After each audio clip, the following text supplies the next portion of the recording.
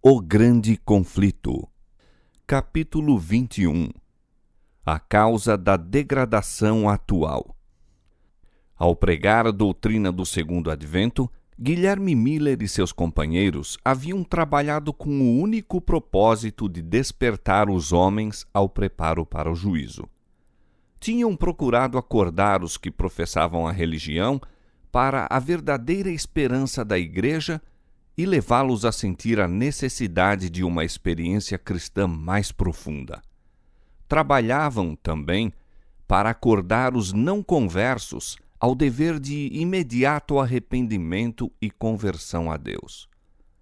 Não faziam tentativas para converter os homens a uma seita ou partido em matéria de religião. Daí o trabalharem em todas as facções e seitas sem interferências com sua organização ou disciplina. Em todos os meus trabalhos, disse Miller, nunca tive o desejo ou o pensamento de criar qualquer interesse separado do das denominações existentes ou de beneficiar uma em detrimento de outra. Pensava em beneficiar a todas. Supondo que todos os cristãos se regozijassem com a perspectiva da vinda de Cristo e que os que não viam as coisas como eu as via não haveriam por isso de menosprezar os crentes nesta doutrina, não pensei em qualquer necessidade de reuniões separadas. Todo o meu objetivo se concentrava no desejo de converter almas a Deus, cientificar o mundo do juízo vindouro e induzir meus semelhantes a fazer o preparo de coração que os habilitaria a encontrar-se com seu Deus em paz. A grande maioria dos que se converteram pelos meus trabalhos uniram-se às várias igrejas existentes. Memórias de Guilherme Miller, Bliss. Como sua obra tendia a edificar as igrejas, foi por algum tempo olhada com favor. Mas, decidindo-se os pastores e os dirigentes religiosos contra a doutrina da segunda vinda de Cristo, e desejando suprimir toda agitação a respeito, não somente se opuseram a ela do púlpito, mas também negaram a seus membros o privilégio de assistir a pregações sobre o assunto ou mesmo falar de tal esperança nas reuniões de oração da igreja. Assim, encontraram-se os crentes em grande provação e perplexidade. Amavam suas igrejas e repugnavam-lhes o separar-se delas. Mas, como vissem suprimido o testemunho da palavra de Deus e negado o direito de investigar as profecias, compreenderam que a lealdade para com o Senhor lhes vedava a submissão. Não poderiam considerar os que procuravam excluir o testemunho da palavra de Deus como constituindo a Igreja de Cristo coluna e base da verdade. Daí, os se sentirem justificados em desligar-se dessas congregações. No verão de 1844, aproximadamente 50.000 se retiraram das igrejas. Por esse tempo, uma assinalada mudança se presenciou na maioria das igrejas dos Estados Unidos. Havia muitos anos se vinha verificando uma conformação cada vez maior, gradual mas constante, com as práticas e costumes do mundo e, bem assim, um declínio correspondente da verdadeira vida espiritual. Mas, naquele ano, evidenciou-se uma decadência súbita e notável em quase todas as igrejas do país. Se bem que ninguém parecesse capaz de indicar a causa, o fato em si mesmo era largamente notado e comentado tanto pela imprensa como do púlpito. Numa reunião do presbitério de Filadélfia, o Sr. Barnes, autor de um comentário largamente usado e pastor de uma das principais igrejas daquela cidade, declarou que estava no ministério fazia 20 anos e nunca, até a última comunhão, tinha administrado a ordenância sem receber na igreja novos membros, ora mais, ora menos. Agora, acrescentou, não há despertamento nem conversões, tampouco se evidencia crescimento em graça por parte dos que professam a religião, e ninguém chegava ao seu gabinete de estudo a fim de falar a respeito da salvação da alma.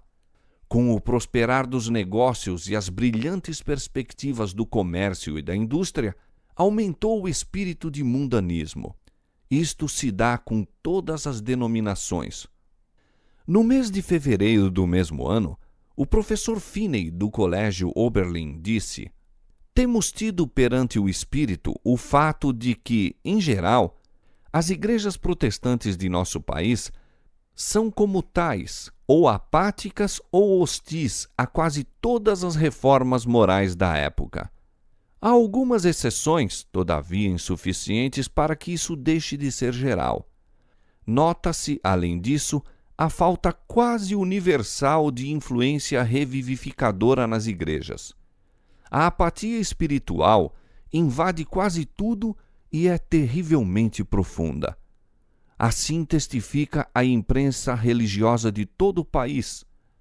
Quase que geralmente, os membros da igreja estão se tornando seguidores da moda. Dão mãos aos descrentes nas reuniões de prazer, nas danças, nas festas, etc. Mas não necessitamos de nos expandir nesse assunto lastimável. Basta que as provas se intensifiquem e se despenhem pesadamente sobre nós para mostrar que as igrejas em geral se estão degenerando lamentavelmente. Elas se têm afastado muito do Senhor, que se retirou delas." E um escritor no Religious Telescope testificou: "Nunca testemunhamos declínio religioso tão generalizado como no presente. Em verdade, a Igreja deveria despertar e pesquisar a causa desta situação aflitiva, pois, como aflito é que deveria ser encarado este estado de coisas por todo aquele que ama a Sião. Quando nos lembramos de quão poucos e espaçados casos de verdadeira conversão existem, e da insolência e obstinação dos pecadores, quase sem precedentes, exclamamos como que involuntariamente: esqueceu-se Deus de ser misericordioso? Ou está fechada a porta da graça? Semelhante condição nunca prevalecera sem causa na própria igreja. As trevas espirituais que caem sobre as nações, igrejas e indivíduos são devidas não à retirada arbitrária do socorro da graça divina por parte de Deus, mas à negligência ou rejeição da luz divina por parte dos homens. Exemplo frisante desta verdade vê-se na história do povo judeu no tempo de Cristo. Pelo apego ao mundo e esquecimento de Deus e sua palavra, tornou-se-lhes obscurecido o entendimento e o coração mundano e sensual. Daí estarem em ignorância quanto ao advento do Messias e, em seu orgulho e incredulidade, rejeitarem o Redentor. Mesmo assim, Deus não privou a nação judaica do conhecimento das bênçãos da salvação ou de participar delas. Aqueles, porém, que rejeitaram a verdade, perderam todo o desejo do dom do céu. Tinham posto as trevas pela luz e a luz pelas trevas, até que a luz que neles estava se tornou em trevas. E quão grandes eram as trevas! Convém à política de Satanás que os homens conservem as formas da religião, embora falte o espírito da piedade vital. Depois de terem rejeitado o Evangelho, os judeus continuaram zelosamente a manter seus antigos ritos, preservavam com rigor o exclusivismo nacional, ao mesmo tempo em que não podiam deixar de admitir que a presença de Deus não mais era entre eles manifesta. A profecia de Daniel apontava tão insofismavelmente para o tempo da vinda do Messias e tão diretamente lhes predizia sua morte que eles desacoroçoavam o estudo dessa profecia e, finalmente, os rabis pronunciaram a maldição sobre todos os que tentassem uma contagem do tempo.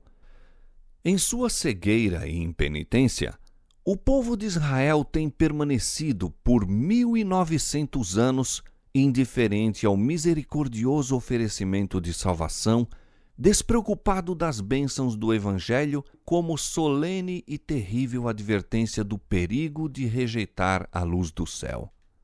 Onde quer que exista causa idêntica, os mesmos efeitos se seguirão. Aquele que deliberadamente abafa as convicções do dever, pelo fato de se achar este em conflito com as tendências pessoais, perderá finalmente a faculdade de discernir a verdade do erro. Obscurece-se o entendimento, a consciência se torna calejada, o coração endurecido e a alma se separa de Deus. Onde a mensagem da verdade divina é desdenhada e tratada levianamente, ali a igreja se envolve em trevas. Esfriam a fé e o amor, entram a separação e a discórdia.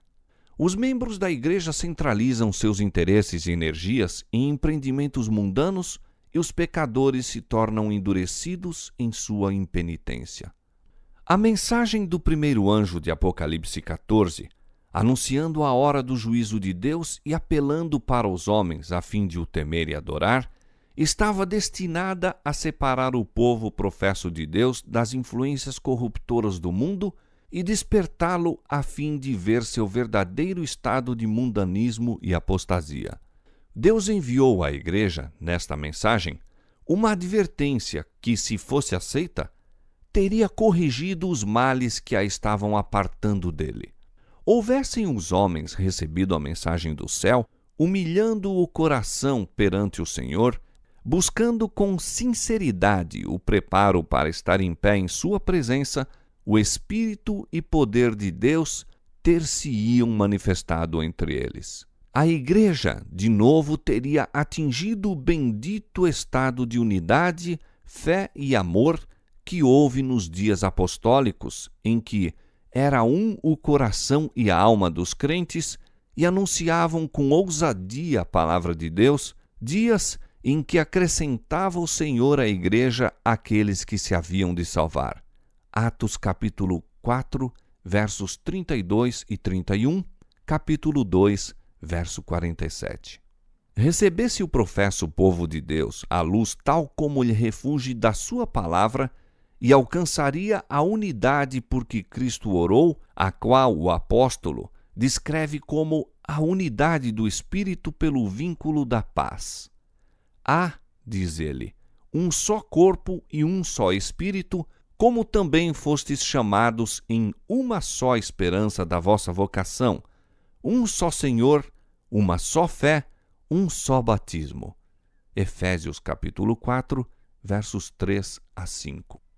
Foram estes os benditos resultados fruídos pelos que aceitaram a mensagem adventista. Vieram de denominações várias e as barreiras denominacionais foram arremessadas ao chão. Credos em conflito eram reduzidos a átomos. A esperança de um milênio terreal, em desacordo com a Escritura Sagrada, foi posta de lado e corrigidas opiniões falsas sobre o segundo advento. Varridos o orgulho e a conformação ao mundo, repararam-se injustiças, os corações se uniram na mais doce comunhão e o amor e a alegria reinaram supremos. Se esta doutrina fez isto pelos poucos que a receberam, o mesmo teria feito a todos se todos a houvessem recebido. Mas as igrejas em geral não aceitaram a advertência. Os pastores, que como atalaias sobre a casa de Israel, deveriam ter sido os primeiros a discernir os sinais da vinda de Jesus, não quiseram saber a verdade, quer pelo testemunho dos profetas, quer pelos sinais dos tempos. À medida que as esperanças e ambições mundanas lhes encheram o coração, arrefeceram o amor para com Deus e a fé em sua palavra. E quando a doutrina do advento era apresentada, apenas suscitava preconceito e descrença. O fato de ser a mensagem, em grande parte pregada por leigos, era insistentemente apresentado como argumento contra a mesma. Como na antiguidade, ao claro testemunho da palavra de Deus opunha-se a indagação: tem crido alguns dos príncipes ou dos fariseus? E vendo quão difícil tarefa era refutar os argumentos aduzidos dos períodos proféticos, muitos desacoroçoavam o estudo das profecias ensinando que os livros proféticos estavam selados e não deveriam ser compreendidos. Multidões, confiando implicitamente nos pastores, recusaram-se a ouvir a advertência, e outros, ainda que convictos da verdade, não ousavam confessá-la para não serem expulsos da sinagoga. A mensagem que Deus enviara para provar e purificar a igreja revelou com muita evidência quão grande era o número dos que haviam posto a afeição neste mundo ao invés de Cristo. Os laços que os ligavam à terra mostravam-se mais fortes do que as atrações ao céu. Preferiam ouvir a voz da sabedoria mundana e desviavam-se da probante mensagem da verdade. Rejeitando a advertência do primeiro anjo, desprezaram os meios que o céu provera para a sua restauração. Desacataram o mensageiro de graça que teria corrigido os males que os separavam de Deus e com maior avidez volveram à busca da amizade do mundo. Eis aí a causa da terrível condição de mundanismo, apostasia e morte espiritual que prevalecia nas igrejas em 1844. No capítulo 14 do Apocalipse, o primeiro anjo é seguido por um segundo anjo que proclama: Caiu, caiu Babilônia, aquela grande cidade que a todas as nações deu a beber do vinho da ira da sua prostituição. Apocalipse 14, 8. O termo Babilônia é derivado de Babel e significa confusão. É empregado nas Escrituras para designar as várias formas de religião falsa ou apóstata. Em Apocalipse capítulo 17, Babilônia é representada por uma mulher, figura que a Bíblia usa como símbolo de igreja, sendo uma mulher virtuosa a igreja pura e uma mulher abjeta a igreja apóstata. Nas Escrituras, o caráter sagrado e permanente da relação entre Cristo e sua igreja é representado pela união matrimonial. O Senhor uniu a si o seu povo por meio de um concerto solene, prometendo-lhe ser seu Deus, enquanto o povo se comprometia a ser unicamente dele. Disse o Senhor: E desposar-te-ei comigo para sempre. Desposar-te-ei comigo em justiça, e em juízo, e em benignidade, e em misericórdias. Oséias 2:19. E no outro lugar, eu vos desposarei. Jeremias 3:14. E São Paulo emprega a mesma figura no Novo Testamento quando diz: Porque vos tenho preparado para vos apresentar como uma virgem pura a um marido, a saber, a Cristo. 2 Coríntios 11:2. A fidelidade da Igreja para com Cristo, permitindo que sua confiança e afeição dele se desviem e consentindo que o amor às coisas mundanas ocupe a alma, é comparada com a violação do voto conjugal. O pecado de Israel, afastando-se do Senhor, é apresentado sob esta figura, e o maravilhoso amor de Deus, que assim desprezam, é descrito de maneira tocante. Dei-te juramento e entrei em concerto contigo, diz o Senhor Jeová, e tu ficaste sendo minha. E foste formosa em extremo, e foste próspera, até chegares a ser rainha. E correu a tua fama entre as nações por causa da tua formosura, pois era perfeita por causa da minha glória que eu tinha posto sobre ti. Mas confiaste na tua formosura e te corrompeste por causa da tua fama. Como a mulher se aparta aleivosamente do seu companheiro, assim aleivosamente te houveste comigo, ó casa de Israel, diz o Senhor. Como a mulher adúltera que, em lugar de seu marido, recebe os estranhos. Ezequiel capítulo 16, verso 8, versos 13 a 15 e verso 32, e Jeremias capítulo 3, verso 20. No Novo Testamento, expressão muito semelhante é dirigida aos professos cristãos que buscam a amizade do mundo, de preferência ao favor de Deus. Diz o apóstolo São Tiago: Adúlteros e adúlteras, não sabeis vós que a amizade do mundo é inimizade contra Deus? Portanto, qualquer que quiser ser amigo do mundo, constitui-se inimigo de Deus. A mulher de Apocalipse 17, Babilônia, é descrita como estando vestida de púrpura e de escarlata e adornada com ouro e pedras preciosas e pérolas, e tinha na sua mão um cálice de ouro cheio das abominações e da imundície, e na sua testa estava escrito o nome, Mistério, a grande Babilônia, a mãe das prostituições. Diz o profeta: vi que a mulher estava embriagada do sangue dos santos e do sangue das testemunhas de Jesus.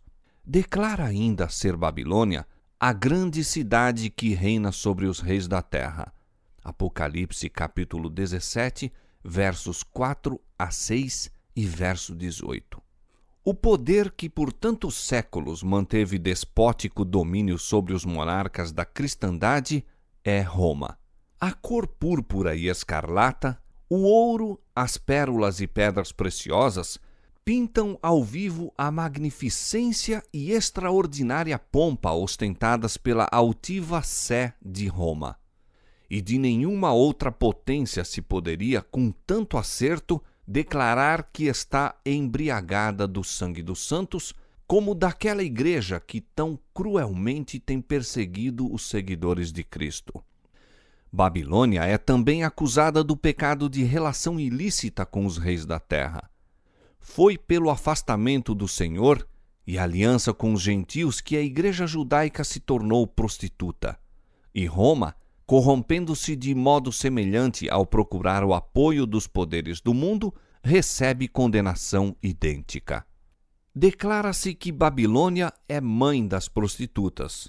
Como suas filhas, devem ser simbolizadas as igrejas que se apegam às suas doutrinas e tradições, seguindo-lhe o exemplo em sacrificar a verdade e a aprovação de Deus, a fim de estabelecer uma aliança ilícita com o mundo.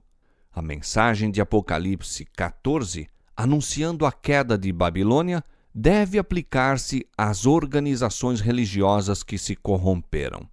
Visto que esta mensagem se segue à advertência acerca do juízo, deve ser proclamada nos últimos dias. Portanto, não se refere apenas à Igreja de Roma, pois que esta igreja tem estado em condição decaída há muitos séculos. Demais, no capítulo 18 do Apocalipse, o povo de Deus é convidado a sair de Babilônia. De acordo com esta passagem, muitos do povo de Deus ainda devem estar em Babilônia. E em que corporações religiosas se encontrará hoje a maior parte dos seguidores de Cristo? Sem dúvida, nas várias igrejas que professam a fé protestante. Ao tempo em que surgiram, assumiram estas uma nobre posição no tocante a Deus e a verdade, e sua bênção com elas estava. Mesmo o mundo incrédulo foi constrangido a reconhecer os benéficos resultados que se seguiam à aceitação dos princípios do Evangelho. Nas palavras do profeta a Israel: "E correu a tua fama entre as nações por causa da tua formosura, pois era perfeita por causa da minha glória que eu tinha posto sobre ti, diz o Senhor Jeová." Ezequiel capítulo 16, verso 14. Caíram, porém, pelo mesmo desejo que foi a maldição e ruína de Israel, o desejo de imitar as práticas dos ímpios e buscar-lhes a amizade. Confiaste na tua formosura e te corrompeste por causa da tua fama. Ezequiel 16, 15. Muitas das igrejas protestantes estão seguindo o exemplo de Roma na iníqua aliança com os reis da terra. Igrejas do Estado, mediante suas relações com os governos seculares, e outras denominações pela procura do favor do mundo. E o termo Babilônia, confusão, pode apropriadamente aplicar-se a estas corporações. Todas professam derivar suas doutrinas da Escritura Sagrada e, no entanto, estão divididas em quase inúmeras seitas com credos e teorias grandemente contraditórios. Além da pecaminosa união com o mundo, as igrejas que se separaram de Roma apresentam outras características desta. Uma obra católica romana argumenta que, se a Igreja de Roma foi culpada de idolatria com relação aos santos, sua filha, a Igreja Anglicana, tem a mesma culpa, pois tem 10 igrejas dedicadas a Maria para uma dedicada a Cristo. E o Dr. Hopkins, no Tratado sobre o Milênio, declara: não há motivo para se considerar o espírito e prática anticristãos como sendo restritos aos que hoje se chama a Igreja de Roma. Nas igrejas protestantes, muito se encontra do anticristo e longe estão de se acharem completamente reformadas das corrupções e impiedade. Com respeito à separação da Igreja Presbiteriana da de Roma, escreve o Dr. Guthrie: há 300 anos, nossa Igreja, com uma Bíblia aberta em seu estandarte e ostentando esta divisa, examinai as Escrituras, saiu das portas de Roma. Faz logo a significativa pergunta: saíram de Babilônia limpos? A Igreja Anglicana, diz Spurgeon, parece estar profundamente minada pelo sacramentarismo, mas os dissidentes parecem quase tão contaminados pela incredulidade filosófica quanto ela. Aqueles de quem esperávamos melhores coisas estão se desviando um a um dos fundamentos da fé. O coração da Inglaterra mesmo, creio eu, está completamente carcomido por uma condenável incredulidade que ousa, todavia, ir ao púlpito e intitular-se cristã. Qual foi a origem desta grande apostasia? Como, a princípio, se afastou a Igreja da simplicidade do Evangelho, conformando-se com as práticas do paganismo a fim de facilitar a aceitação da doutrina cristã pelos pagãos. O apóstolo São Paulo, em seus dias, declarou: já o mistério da injustiça opera, segundo Tessalonicenses 2:7. Durante a vida dos apóstolos, a Igreja permaneceu relativamente pura, mas, pelo fim do 2º século, a maioria das igrejas tomou nova forma. Desapareceu a primitiva simplicidade e, insensivelmente, ao baixarem ao túmulo os velhos discípulos, seus filhos, juntamente com os novos conversos, puseram-se à frente da causa e lhe deram novo molde. Para conseguir conversos, aviltou-se o elevado estandarte da fé cristã e, como resultado, uma inundação pagã invadindo a igreja trouxe consigo seus costumes, práticas e ídolos. Como o cristianismo conseguisse o favor e apoio dos príncipes seculares, foi nominalmente aceito pelas multidões, mas conquanto muitos se intitulassem cristãos, na realidade permaneciam no paganismo e, especialmente em segredo, adoravam os ídolos. Não se tem repetido o mesmo caso em quase todas as igrejas que se intitulam protestantes? Com o desaparecimento dos fundadores, dos que possuíam o verdadeiro espírito de reforma, seus descendentes põem-se na dianteira e dão novo molde à causa. Embora se apeguem cegamente ao credo dos pais e se recusem a aceitar qualquer verdade além da que lhes foi dada a conhecer, os filhos dos reformadores se afastam grandemente do exemplo paterno de humildade, abnegação e renúncia do mundo. Assim, a primitiva simplicidade desaparece. Um dilúvio de mundanismo invade a igreja e leva consigo seus costumes, práticas e ídolos. Ai! Até que ponto terrível a amizade do mundo, que é inimizade contra Deus, é hoje acalentada entre os professos seguidores de Cristo. Quão largamente se tem as igrejas populares de toda a cristandade afastado da norma bíblica da humildade, abnegação, simplicidade e piedade.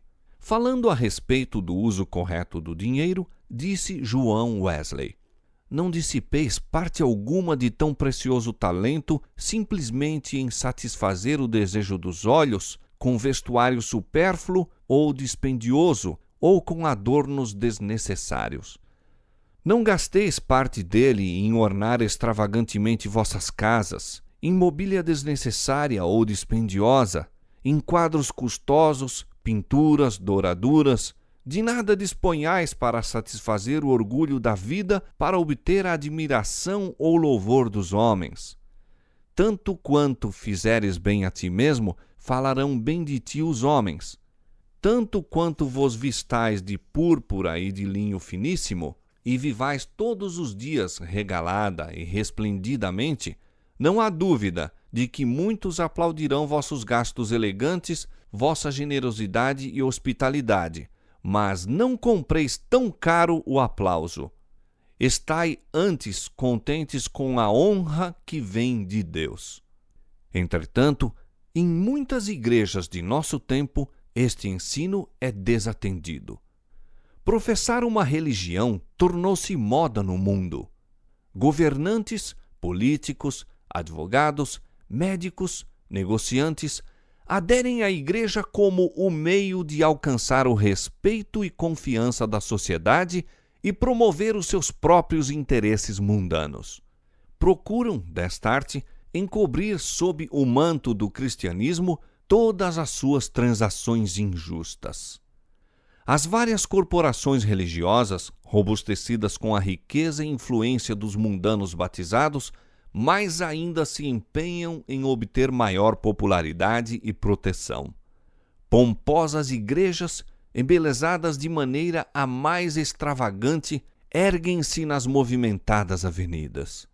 Os adoradores vestem-se com luxo e de acordo com a moda. Elevado salário é pago ao talentoso pastor para entreter e atrair o povo. Seus sermões não devem tocar nos pecados populares, mas deverão ser suaves e agradáveis aos ouvidos da aristocracia. Deste modo, ímpios de elevada posição são alistados nos registros da Igreja e os modernos pecados escondidos sob o véu da piedade. Comentando a atitude atual dos professos cristãos para com o mundo, diz um dos principais jornais seculares: insensivelmente, a Igreja tem seguido o espírito da época e adaptado suas formas de culto às necessidades modernas. Todas as coisas, na verdade, que contribuem para tornar atraente a religião, a Igreja hoje emprega como seus instrumentos. E um escritor no Independent de Nova York assim fala a respeito do metodismo atual. A linha de separação entre os religiosos e irreligiosos se desvanece numa espécie de penumbra e homens zelosos de ambos os lados estão labutando para obliterar toda a diferença entre seu modo de agir e seus prazeres. A popularidade da religião tende grandemente a aumentar o número dos que desejam aurir-lhe os benefícios, sem, de maneira honrada, fazer frente aos seus deveres. Diz Howard Crosby: é assunto para séria preocupação o encontrarmos a Igreja de Cristo negligenciando o cumprimento dos desígnios do Senhor. Exatamente como os antigos judeus permitiram que o intercâmbio familiar com as nações idólatras lhes roubasse de Deus o coração, assim a Igreja de Jesus hoje, mediante a falsa parceria com o mundo incrédulo, abandona os métodos divinos de sua verdadeira vida e entrega-se aos costumes de uma sociedade sem Cristo, hábitos perniciosos, embora muitas vezes plausíveis, usando argumentos e chegando a conclusões estranhos à revelação de Deus e diretamente antagônicos a todo o crescimento em graça.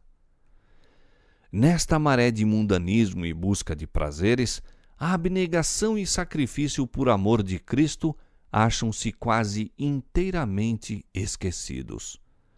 Alguns dos homens e mulheres, ora em vida ativa em nossas igrejas, foram ensinados, quando crianças, a fazer sacrifícios a fim de se habilitarem a dar ou efetuar alguma coisa para Cristo. Mas, se são necessários fundos agora, ninguém deve ser convidado a contribuir. Oh, não! Fazei uma quermesse, representações, espetáculos, jantares à antiga, ou alguma coisa para se comer, algo que divirta o povo. Já o governador Washburn, de Wisconsin, em sua mensagem anual, a 9 de janeiro de 1873, declarou: "Parece que precisamos de uma lei para acabar com as escolas de jogo. Estas proliferam em toda parte. Mesmo a igreja, inadvertidamente, sem dúvida, algumas vezes faz a obra do diabo. Concertos com fins beneficentes, tômbolas e rifas, algumas vezes em auxílio de objetivos religiosos ou caritativos, mas frequentemente com finalidades menos dignas, sorteios de prendas, jogos de prêmios e etc., são todos expedientes para se obter dinheiro sem retribuição correspondente. Nada é tão desmoralizador ou pernicioso, particularmente para os jovens, como a aquisição de dinheiro ou propriedades sem trabalho. Se pessoas respeitáveis se empenham nessas empresas de azar e acalmam a consciência com o pensamento de que o dinheiro se destina a um bom fim, não é para se estranhar que a juventude do Estado, tão a miúdo, caia nos hábitos que com quase toda certeza a tornarão afeiçoada aos jogos de azar. O espírito de condescendência com o mundo está a invadir as igrejas por toda a cristandade. Roberto Atkins, num sermão pregado em Londres, pinta tenebroso quadro do declínio espiritual que prevalece na Inglaterra. Os verdadeiros justos estão desaparecendo da terra e ninguém leva isto a sério. Os que atualmente em todas as igrejas professam a religião são amantes do mundo, condescendentes com o mundo, afeiçoados ao conforto pessoal e desejosos de honras.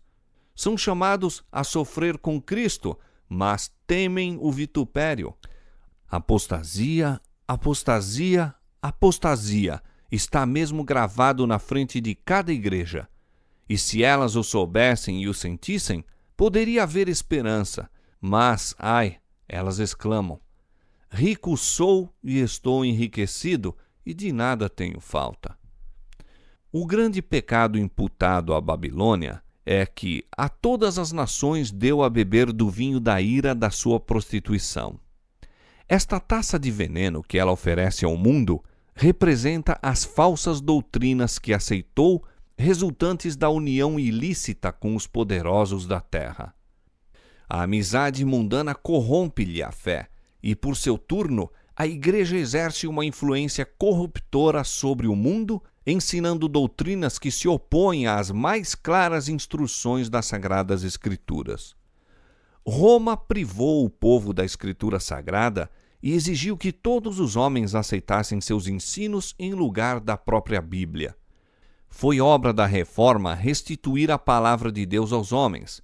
Não é, porém, sobejamente verdade que nas igrejas modernas os homens são ensinados a depositar fé no credo e dogmas de sua igreja em vez de nas Escrituras? Falando das igrejas protestantes, disse Carlos Becker: horrorizam-se com qualquer palavra rude contra os credos, com a mesma sensibilidade com que os santos padres se teriam horrorizado com a rude palavra contra a incipiente veneração dos santos e mártires por eles fomentada. As denominações evangélicas protestantes, por tal forma, ataram as mãos umas às outras, bem como suas próprias, que, em qualquer dessas denominações, um homem não pode absolutamente se tornar pregador sem, de alguma maneira, aceitar outro livro além da Escritura Sagrada. Nada há de imaginário na declaração de que o poderio do credo está começando hoje a proibir a Bíblia tão realmente como o fez Roma, se bem que de maneira mais sutil. Quando ensinadores fiéis expõem a palavra de Deus, levantam-se homens de saber, pastores que professam compreender as Escrituras e denunciam a doutrina sã como heresia, desviando assim os inquiridores da verdade. Não fosse o caso de se achar o mundo fatalmente embriagado com o vinho de Babilônia, e multidões seriam convencidas e convertidas pelas verdades claras e penetrantes da palavra de Deus. Mas a fé religiosa parece tão confusa e discordante que o povo não sabe o que crer como verdade. O pecado da impenitência do mundo jaz à porta da igreja.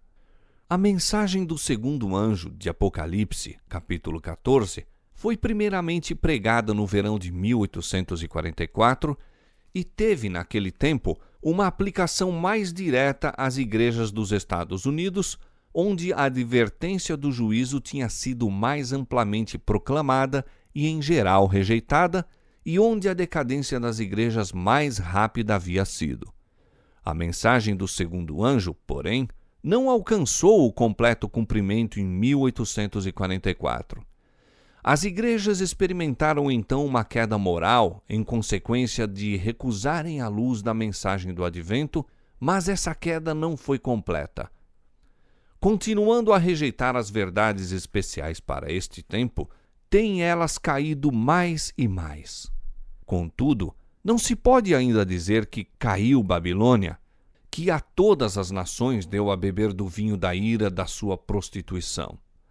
Ainda não deu de beber a todas as nações. O espírito de conformação com o mundo e de indiferença às probantes verdades para nosso tempo existe e está a ganhar terreno nas igrejas de fé protestante em todos os países da cristandade. E estas igrejas estão incluídas na solene e terrível denúncia do segundo anjo. Mas a obra da apostasia não atingiu ainda a culminância. A Escritura Sagrada declara que Satanás, antes da vinda do Senhor, operará com todo o poder e sinais e prodígios de mentira e com todo o engano da injustiça, e os que não obedeceram o amor da verdade para se salvarem serão deixados à mercê da operação do erro para que creiam a mentira. 2 Tessalonicenses capítulo 2, versos 9 a 11. A queda de Babilônia se completará quando esta condição for atingida e a união da igreja com o mundo se tenha consumado em toda a cristandade. A mudança é gradual e o cumprimento perfeito de Apocalipse, capítulo 14, verso 8, está ainda no futuro. Apesar das trevas espirituais e afastamento de Deus prevalecentes nas igrejas que constituem Babilônia, a grande massa dos verdadeiros seguidores de Cristo encontra-se ainda em sua comunhão. Muitos deles há que nunca souberam das verdades especiais para este tempo. Não poucos se acham descontentes com sua atual condição e anelam mais clara luz. Debalde olham para a imagem de Cristo nas igrejas a que estão ligados. Afastando-se estas corporações mais e mais da verdade e aliando-se mais intimamente com o mundo, a diferença entre as duas classes aumentará, resultando por fim em separação. Tempo virá em que os que amam a Deus acima de tudo não mais poderão permanecer unidos aos que são mais amigos dos deleites do que amigos de Deus, tendo aparência de piedade, mas negando a eficácia dela. O capítulo 18 do Apocalipse indica o tempo em que, como resultado da rejeição da tríplice mensagem do capítulo 14, versos 6 a 12, a igreja terá atingido completamente a condição predita pelo segundo anjo e o povo de Deus, ainda em Babilônia, será chamado a separar-se de sua comunhão. Esta mensagem é a última que será dada ao mundo e cumprirá a sua obra. Quando os que não creram a verdade, antes tiveram prazer na iniquidade, 2 Tessalonicenses capítulo 2, verso 12, forem abandonados para que recebam a operação do erro e creiam a mentira, a luz da verdade brilhará, então, sobre todos os corações que se acham abertos para recebê-la, e os filhos do Senhor, que permanecem em Babilônia, atenderão ao chamado: Sai dela, povo meu. Apocalipse 18, 4.